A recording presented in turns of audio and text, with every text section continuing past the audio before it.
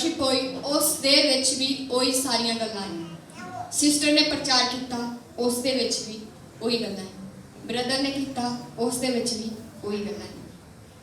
ਤਾਂ ਆਪਾਂ ਦੇਖਦੇ ਹਾਂ ਕਿ ਜਿਸ ਤਰ੍ਹਾਂ ਕਲਾਮ ਦੇ ਅਨੁਸਾਰ ਹੈ ਕਿ ਖੁਦਾ ਦਾ ਆਤਮਾ ਸਾਰਿਆਂ ਨੂੰ ਜੋ ਦਿੱਤਾ ਗਿਆ ਉਹ ਇੱਕੋ ਹੀ ਹੈ, ਔਰ ਉਹ ਇੱਕ ਹੀ ਤਰੀਕੇ ਨਾਲ ਸਾਰਿਆਂ ਨੂੰ ਇੱਕੋ ਹੀ ਗੱਲ ਸਮਝਾਉਣ ਦੀ ਕੋਸ਼ਿਸ਼ ਕਰ ਰਿਹਾ। ਸਮਝਣਾ ਨਾ ਸਮਝਣਾ ਉਹ ਸਾਡੇ ਤੇ ਡਿਪੈਂਡ ਕਰਦਾ ਵਾ ਕਿ ਅਸੀਂ ਉਸ ਕਲਾਮ ਨੂੰ, ਉਹਨਾਂ ਗੱਲਾਂ ਨੂੰ ਜੋ ਬੋਲੀਆਂ ਜਾ ਰਹੀਆਂ ਨੇ, ਕਿਸ ਤਰ੍ਹਾਂ ਲੈ ਰਹੇ ਹਾਂ, ਜਾਂ ਅਸੀਂ ਆਪਣੀਆਂ ਹੀ ਖਵਾਇਸ਼ਾਂ ਨੂੰ ਅੱਗੇ ਰੱਖ ਰਹੇ ਹਾਂ।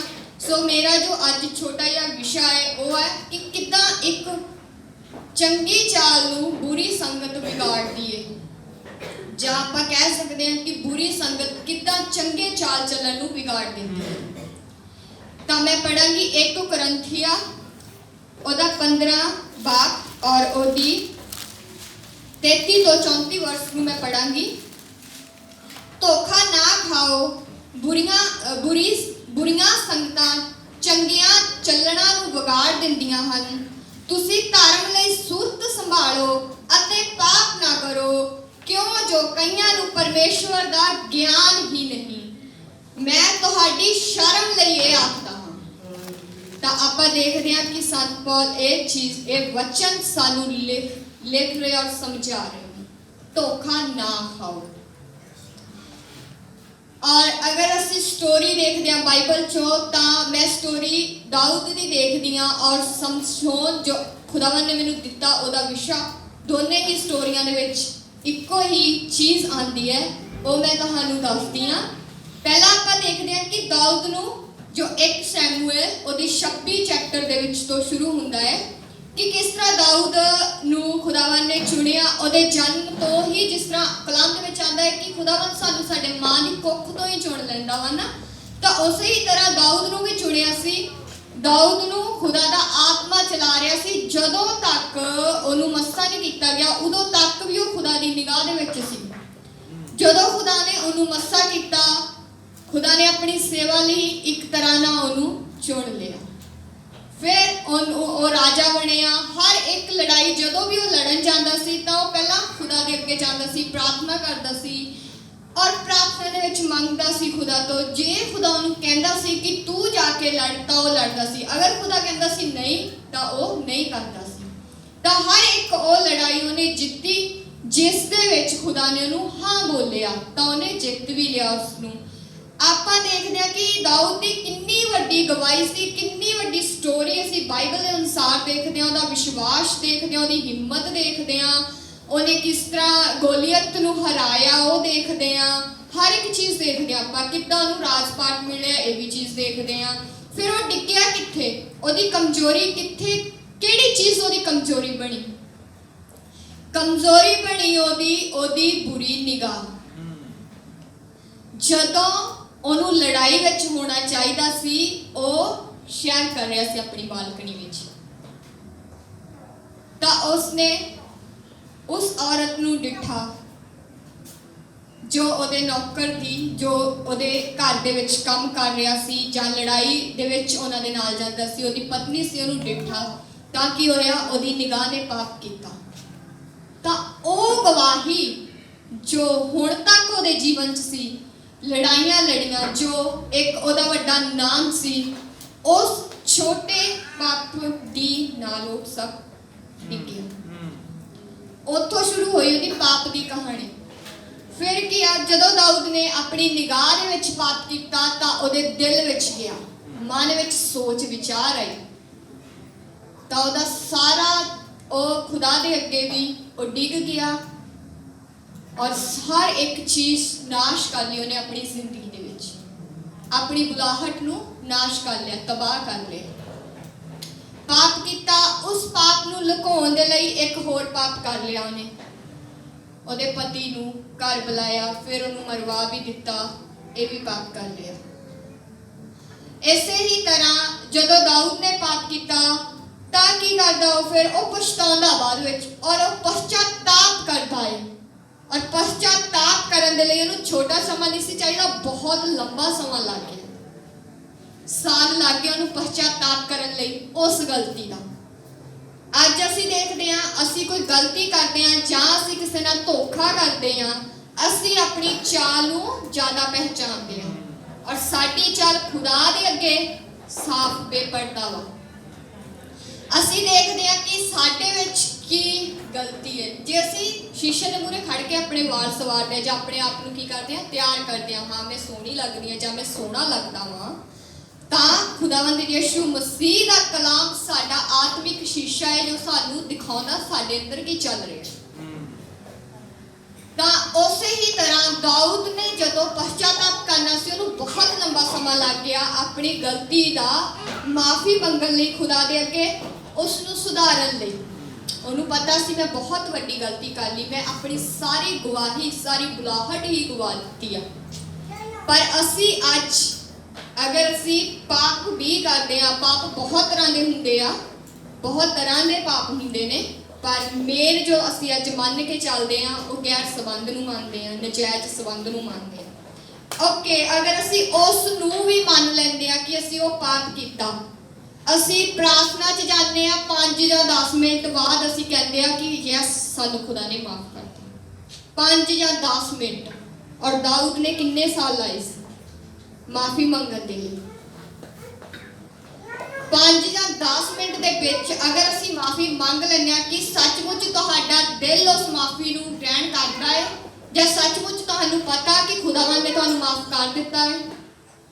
ਅਸੀਂ ਕਿਸੇ ਭੈਣ ਜਾਂ ਭਰਾ ਦੇ ਖਿਲਾਫ ਕੁਝ ਵੀ ਕਹਿੰਦੇ ਆ, ਮੈਨੂੰ ਨਹੀਂ ਪਤਾ, ਕਈ ਵਾਰੀ ਮੇਰੇ ਨਾਲ ਵੀ ਹੁੰਦਾ, ਇਹ ਨਹੀਂ ਕਿ ਮੇਰੇ ਨਾਲ ਨਹੀਂ ਹੁੰਦਾ, ਮੇਰੇ ਨਾਲ ਵੀ ਹੁੰਦਾ। ਜਦੋਂ ਗਲਤੀ ਹੁੰਦੀ ਹੈ ਫਿਰ ਉਸ ਤੋਂ ਬਾਅਦ ਅਸੀਂ ਬੋਲ ਵੀ ਦਿੰਦੇ ਹਾਂ, ਉਸ ਤੋਂ ਬਾਅਦ ਖੁਦਾ ਦਾ ਆਤਮਾ ਸਾਨੂੰ ਕੀ ਕਰਦਾ ਵਾ, ਅੰਦਰੋਂ ਅਹਿਸਾਸ ਕਰਾਉਂਦਾ, ਨਹੀਂ ਯਾਰ ਮੈਂ ਗਲਤ ਬੋਲ ਦਿੱਤੀ, ਇਹ ਗੱਲ ਮੈਨੂੰ ਬੋਲਣੀ ਨਹੀਂ ਸੀ ਚਾਹੀਦੀ। ਉਹ ਖੁਦਾ ਦਾ ਆਤਮਾ ਸਾਨੂੰ ਅਹਿਸਾਸ ਕਰਾਉਂਦਾ।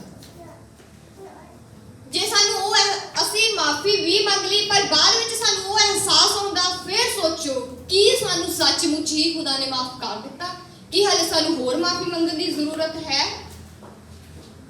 ਇਹ ਆ ਕਿ ਚੰਗੀ ਸਾਡੀ ਚਾਲ ਜਦੋਂ ਅਸੀਂ ਚੱਲ ਰਹੇ ਹਾਂ, ਇੱਕ ਵਾਰੀ ਯਿਸੂ ਦੇ ਕਲਾਮ ਤੋਂ, ਖੁਦਾ ਤੋਂ ਨਿਗਾਹ ਹਟ ਗਈ, ਸਾਡੀ ਚਾਲ ਨਾਲ ਹੀ ਵਿਗੜ ਗਈ। ਜ਼ਰੂਰੀ ਹੈ ਸਾਨੂੰ ਹਮੇਸ਼ਾ ਕਲਾਮ 'ਚ ਲੱਗੇ ਰਹਿਣ ਦੀ। ਇਸੇ ਲਈ ਪਰਮੇਸ਼ਰ ਨੇ ਕਿਹਾ ਕਿ ਜਾਗਦੇ ਰਹੋ। ਕਲਾਮ ਪੜ੍ਹਦੇ ਆ, ਉਸ ਕਲਾਮ ਦੇ ਦੁਆਰਾ ਪੂਰੇ ਦਿਨ 'ਚ ਗੱਲਬਾਤ ਕਰੋ, ਖੁਦਾ ਤੂੰ ਮੈਨੂੰ ਗੱਲ ਕੀ ਕਰਨਾ ਚਾਹੁੰਦਾ? ਕਿਉਂਕਿ ਇੱਕ ਹੀ ਕਲਾਮ ਆ ਜੋ ਸਾਨੂੰ ਬਹੁਤ ਤਰੀਕਿਆਂ ਨਾਲ ਸਮਝਾਉਂਦਾ ਹੈ, ਦੁਨਿਆਵੀ ਤਰੀਕੇ ਨਾਲ ਵੀ ਸਮਝਾਉਂਦਾ ਔਰ ਆਤਮਿਕ ਤਰੀਕੇ ਨਾਲ ਵੀ ਸਮਝਾਉਂਦਾ ਹੈ। ਸ਼ਬਦ ਦੇ ਵਿੱਚ ਵੀ ਅੱਜ ਗਿਆ ਕਿ ਅਗਰ ਮੈਂ ਦੁਨੀਆ ਵੱਲ ਤੱਕਦਾ ਤਾਂ ਮੇਰੇ ਕੋਲ ਕੁਝ ਵੀ ਨਹੀਂ ਆ, ਪਰ ਜੇ ਮੈਂ ਤੇਰੇ ਵੱਲ ਤੱਕਦਾ ਤਾਂ ਮੇਰੀ ਬੱਲੇ ਬੱਲੇ ਆ। ਇੱਕ ਅੱਜ ਦੇਖਿਆ ਔਰ ਮੇਰੀ ਲਾਈਫ ਦੇ ਵਿੱਚ ਇੱਕ ਪਿਛਲੇ ਵੀਕ ਤੋਂ ਇਹ ਸਭ ਕੁਝ ਹੋਇਆ ਔਰ ਮੈਂ ਅਹਿਸਾਸ ਕੀਤਾ ਉਸ ਗੱਲ ਦਾ। ਜੋ ਸਭ ਤੋਂ ਭਿਆਨਕ ਚੀਜ਼ ਖੁਦਾ ਨੇ ਮੈਨੂੰ ਵਿਖਾਈ ਹੈ, ਉਸ ਤੋਂ ਮੈਨੂੰ ਹਿੰਮਤ ਮਿਲੀ ਹੈ। ਵਰਨਾ ਮੈਨੂੰ ਇਹ ਨਹੀਂ ਸੀ ਪਤਾ ਚੱਲ ਰਿਹਾ ਕਿ ਮੇਰੇ ਨਾਲ ਹਕੀਕਤ 'ਚ ਇਹ ਚੀਜ਼ਾਂ ਹੋ ਰਹੀਆਂ ਜਾਂ ਮੈਂ ਸੁਪਨੇ 'ਚ ਦੇਖ ਰਹੀ ਹਾਂ। ਪਰ ਜੋ ਸਭ ਤੋਂ ਭਿਆਨਕ ਚੀਜ਼ ਖੁਦਾ ਨੇ ਵਿਖਾਈ ਮੈਨੂੰ, ਉਸ ਤੋਂ ਮੈਨੂੰ ਹਿੰਮਤ ਮਿਲੀ।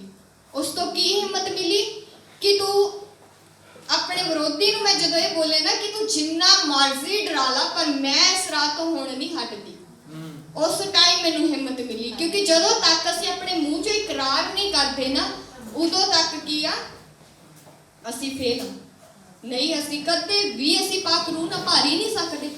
ਖੁਦਾ ਨੇ ਮੂੰਹ ਤੋਂ ਕਲਾਮ ਕੀਤਾ ਤਾਂ ਉਹ ਸਾਰੀ ਹਿਸਟਰੀ ਬਣੀ। ਮੂੰਹ ਤੋਂ ਕਲਾਮ ਕਰਕੇ ਆਪਣੇ ਨਬੀਆਂ ਨੂੰ, ਆਪਣੇ ਦਾਸਾਂ ਨੂੰ ਕਿਹਾ ਕਿ ਤੁਸੀਂ ਇਸ ਬੰਦੇ ਨੂੰ ਜਾ ਕੇ ਚੁਣੋ, ਫਿਰ ਉਹਨਾਂ ਦੀ ਹਿਸਟਰੀ ਬਾਈਬਲ 'ਚ ਆਈ। ਅਗਰ ਉਹ ਬੰਦੇ ਐਜ਼ ਸਾਡੀ ਟੀਮ ਮੈਂਬਰ ਆ, ਚਾਹੇ ਉਹ ਹੈਲਪਰ, ਇਨਕਰੇਜ ਜਾਂ ਫਰੰਟਲਾਈਨ ਟੀਮ ਆ, ਅਗਰ ਖੁਦਾ ਨੇ ਸਾਨੂੰ ਚੁਣਿਆ ਆਪਣੀ ਬੁਲਾਹਟ ਦੇ ਨਾਲ, ਅਸੀਂ ਅੱਜ ਨਹੀਂ ਜਾਣਦੇ ਕਿ ਸਾਡੀ ਕੀ ਬੁਲਾਹਟ ਆ, ਪਰ ਜੇ ਖੁਦਾ ਨੇ ਸਾਨੂੰ ਚੁਣ ਲਿਆ ਹੈ ਕਿ ਸਾਨੂੰ ਜ਼ਰੂਰਤ ਨਹੀਂ ਹੈ ਉਸ ਬੁਲਾਹਟ ਨੂੰ ਬਣਾਏ ਰੱਖਣ ਦੀ, ਜਾਂ ਫਿਰ ਜਿਸ ਤਰ੍ਹਾਂ ਇਹ ਦਾਊਦ ਨੇ ਗਲਤੀ ਕੀਤੀ ਉਸ ਤਰ੍ਹਾਂ ਅਸੀਂ ਗਲਤੀ ਕਰਕੇ ਉੱਥੇ ਹੀ ਬੈਠ ਜਾਵਾਂਗੇ। ਸਾਨੂੰ ਹਮੇਸ਼ਾ ਜ਼ਰੂਰਤ ਹੈ ਯਿਸੂ ਵੱਲ ਤੱਕਣ ਦੀ, ਉਸ ਬੁਲਾਹਟ ਨੂੰ ਕਾਇਮ ਰੱਖਣ ਦੀ ਜੋ ਖੁਦਾ ਨੇ ਸਾਡੇ ਲਈ ਬਣਾਈ ਹੈ। ਇਸੇ ਹੀ ਤਰ੍ਹਾਂ ਜਦੋਂ ਅਸੀਂ ਨਿਆਂਇਆਂ ਦੀ ਬੁੱਕ ਵਿੱਚ ਸ਼ਮਸ਼ੂਨ ਦੇ ਲਈ ਪੜ੍ਹਦੇ ਹਾਂ ਤਾਂ ਉਹਦੇ ਲਈ ਵੀ ਇਹ ਸੀ ਕਿ ਉਹਦੀ ਜੋ ਮਾਂ ਸੀ ਉਹ ਬਾਂਝ ਸੀਗੀ ਪਹਿਲਾਂ, ਉਹਦੇ ਕੋਈ ਔਲਾਦ ਨਹੀਂ ਸੀ। ਖੁਦਾਵੰਦ ਦੇ ਦੂਤ ਨੇ ਉਹਨੂੰ ਕਿਹਾ ਕਿ ਤੂੰ ਇੱਕ ਪੁੱਤਰ ਜਣੇਗੀ, ਪਰ ਉਸ ਟਾਈਮ ਦੇ ਦੌਰਾਨ ਤੂੰ ਕੀ ਕਰਨਾ, ਕੋਈ ਨਸ਼ੇ ਵਾਲੀ ਚੀਜ਼ ਨਹੀਂ ਲੈਣੀ ਔਰ ਨਾ ਹੀ ਤੂੰ ਦਾਖਰਸ ਲੈਣਾ। ਔਰ ਜਦੋਂ ਉਸਨੇ ਉਸ ਪੁੱਤਰ ਨੂੰ ਜਣਿਆ, ਉਸ ਟਾਈਮ ਤੱਕ ਉਹਨੇ ਕੁਝ ਵੀ ਏਦਾਂ ਦੀ ਚੀਜ਼ ਨਹੀਂ ਖਾਧੀ ਜੋ ਖੁਦਾ ਨੇ ਉਹਨੂੰ ਮਨਾ ਕੀਤਾ ਸੀ ਖਾਣ ਤੋਂ ਜਾਂ ਲੈਣ ਤੋਂ। ਔਰ ਉਸ ਸਮਸ਼ੋਨ ਸੀ ਜੋ ਉਹ ਬਹੁਤ ਹੀ ਬਲਵਾਨ ਔਰ ਜ਼ੋਰਦਾਰ ਸੀ, ਯੋਧਾ ਸੀ। ਉਹਨੇ ਫਲਸਤੀਨੀਆਂ ਦੇ ਹੱਥੋਂ ਇਸਰਾਏਲੀਆਂ ਦੀ ਮਦਦ ਕੀਤੀ, ਉਹਨਾਂ ਨੂੰ ਬਚਾ ਕੇ ਰੱਖਿਆ ਔਰ 20 ਸਾਲ ਉਹਨਾਂ ਦੀ ਅਗਵਾਈ ਕੀਤੀ।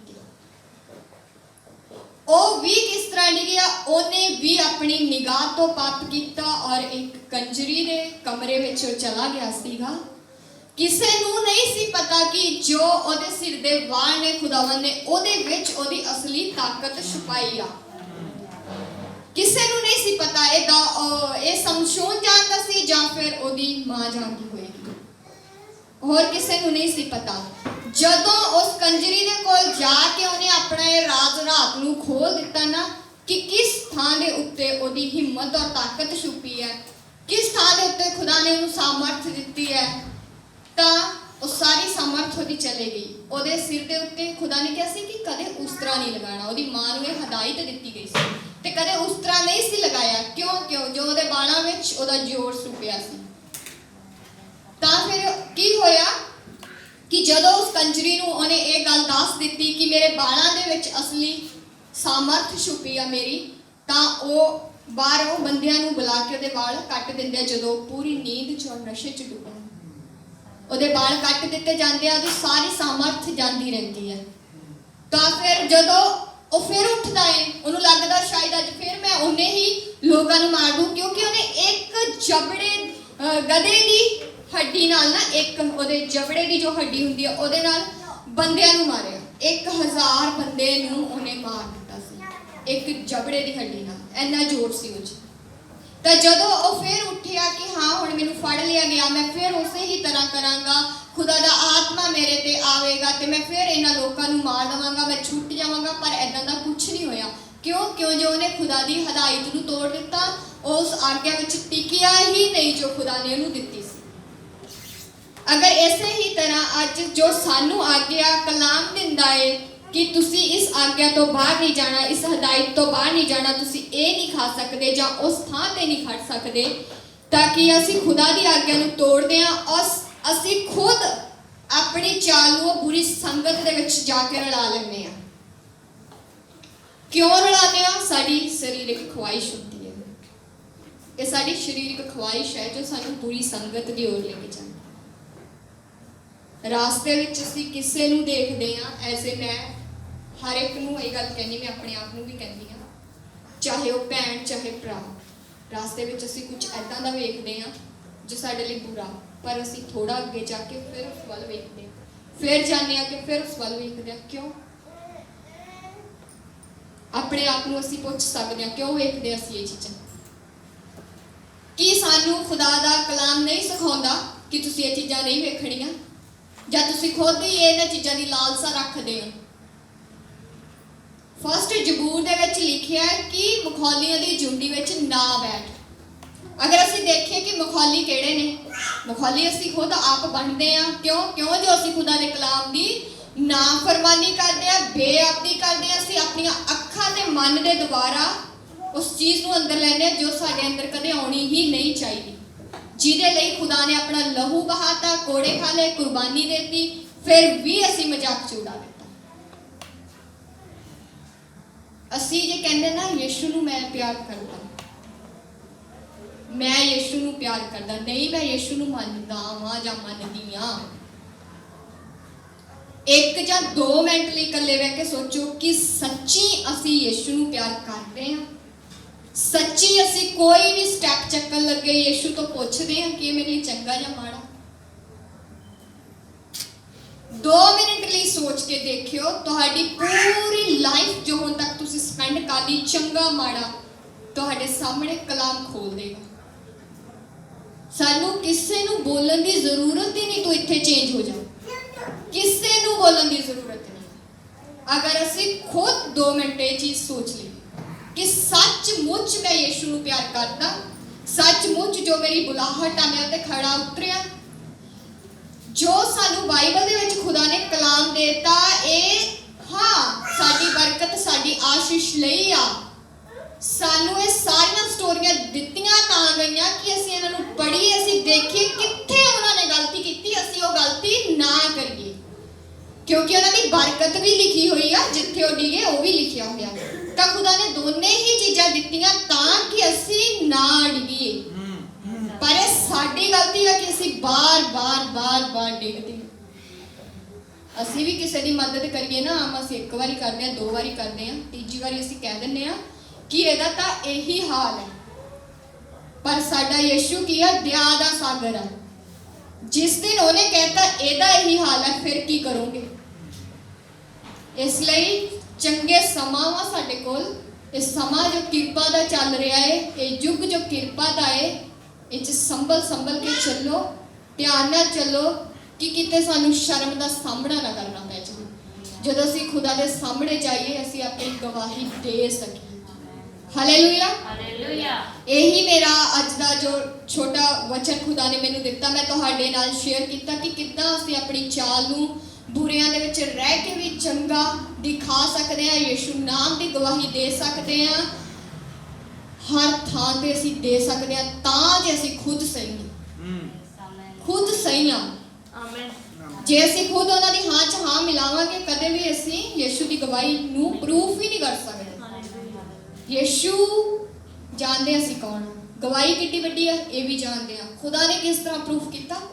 ਆਪਣੇ ਆਪ ਨੂੰ ਸਹੀ ਰੱਖ ਕੇ, ਆਪਣੀ ਬੁਲਾਹਟ ਨੂੰ ਮੇਨ ਫੋਕਸ ਕੀਤਾ ਕਿ ਮੇਰੀ ਬੁਲਾਹਟ ਕੀ ਹੈ, ਤਾਂ ਅਸੀਂ ਉਸ ਥਾਂ ਤੱਕ ਪਹੁੰਚ ਸਕਦੇ ਹਾਂ ਜੋ ਖੁਦਾ ਨੇ ਸਾਡੇ ਲਈ ਰੱਖੀ ਹੈ।